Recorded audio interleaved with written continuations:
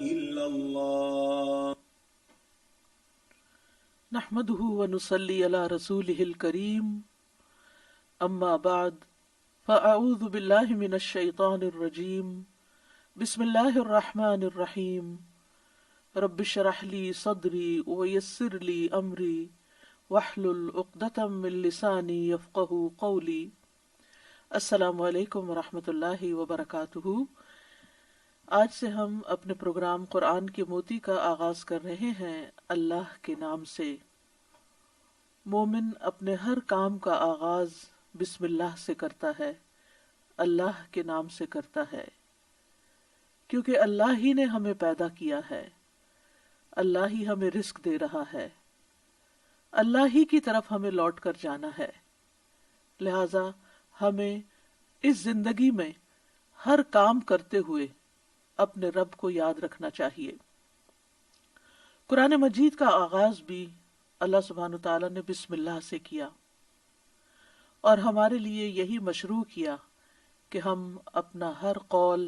اور عمل بسم اللہ کے ساتھ شروع کریں۔ پہلی وحی کا آغاز بھی اللہ کے نام کے ساتھ ہوا۔ جبریل امین نے پہلی مرتبہ جب نبی صلی اللہ علیہ وسلم کو قرآن مجید کی پہلی آیت سکھائی تو فرمایا اقرأ بسم ربک الذی خلق، اپنے رب کے نام سے پڑھ جس نے پیدا کیا۔ تو گویا عبادت ہو یا ہمارے دنیا کے کام ہوں، ان سب میں ہمیں اپنے رب کو یاد رکھنا ہے، اور اس کے بے شمار فائدے بھی ہیں۔ اللہ سبحانہ تعالیٰ کا نام بابرکت ہے،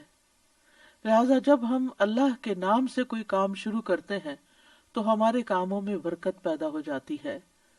قرآن مجید میں آتا ہے تبارک اسم ربک ذو الجلال والاکرام،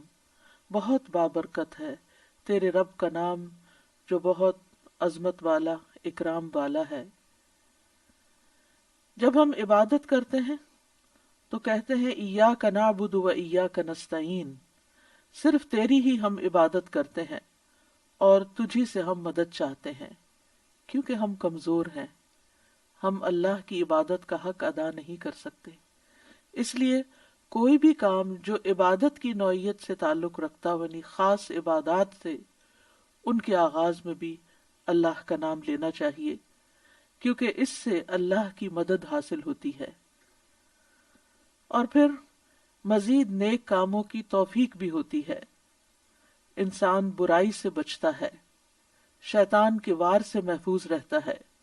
کیونکہ اللہ تعالیٰ کی مدد، توفیق اور سپورٹ انسان کو حاصل ہو جاتی ہے، اور انسان کے اندر کوئی فخر اور غرور نہیں آتا۔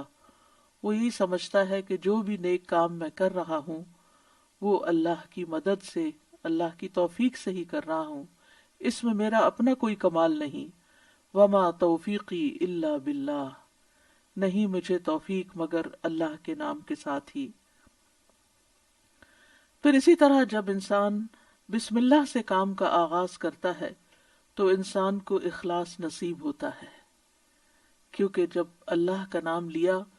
تو اللہ کے نام کے ساتھ اللہ ہی کے لیے کام کرنا چاہیے،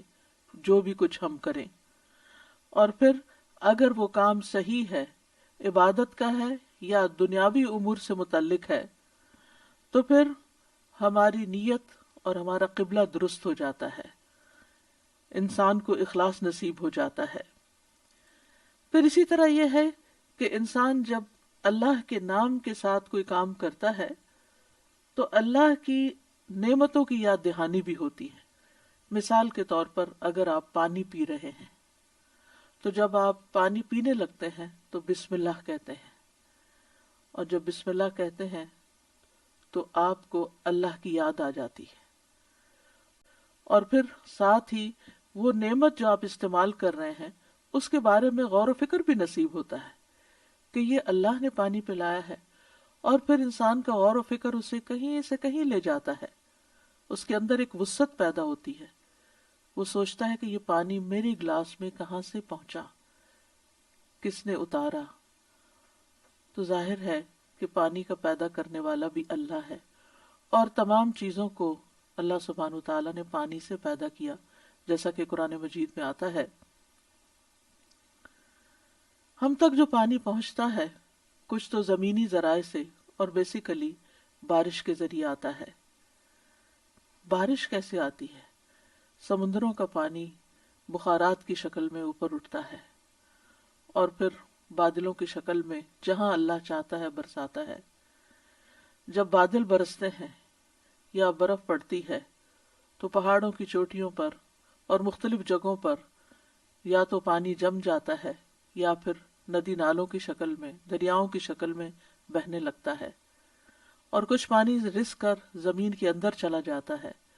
چشموں کی شکل اختیار کر لیتا ہے، اور پھر مختلف ذرائع سے ہوتے ہوتے وہ ہم تک پہنچتا ہے جسے ہم پیتے ہیں، اور جب پیتے ہیں تو پھر اللہ کا شکر ادا کرتے ہیں اور آخر میں الحمدللہ کہتے ہیں۔ لیکن اگر اتنے اہتمام کے ساتھ جو پانی میرے گلاس میں پہنچا اس کو میں نے اللہ کو یاد کیے بغیر، نعمت دینے والے کا نام لیے بغیر ہی اس کو پی لیا، تو اس سے بڑھ کر ناشکری کیا ہو سکتی ہے؟ پھر اسی طرح اگر انسان کھانا کھاتا ہے اور اللہ کا نام لیتا ہے تو وہ ضرور سوچتا ہے کہ کیا جو کچھ میں کھا رہا ہوں یہ اللہ کی مرضی کے مطابق بھی ہے یا نہیں، حلال ہے یا حرام ہے، اور پھر کس طریقے سے میں اس کو کھا رہا ہوں اور کس طریقے سے یہ میں نے اس کو کمایا ہے یا مجھ تک پہنچا ہے، ان ساری چیزوں پر بھی غور و فکر ہونے لگتا ہے۔ تو گویا بسم اللہ پڑھنا بار بار انسان کو اللہ کی یاد دلاتا ہے، اور اس طرح انسان اللہ کی اطاعت کی طرف مائل ہوتا ہے، اللہ کی دی ہوئی نعمتوں کو اللہ کی رضا میں استعمال کرتا ہے، اور اللہ کو یاد کرتے ہوئے اللہ کا قرب حاصل کر لیتا ہے۔ یعنی جب ہر کام کے شروع میں جب ہم اٹھتے بیٹھتے چلتے پھرتے ہم اللہ کا نام لیتے ہیں تو اس طرح ہمیں اللہ سبحانہ وتعالیٰ کا قرب نصیب ہوتا ہے۔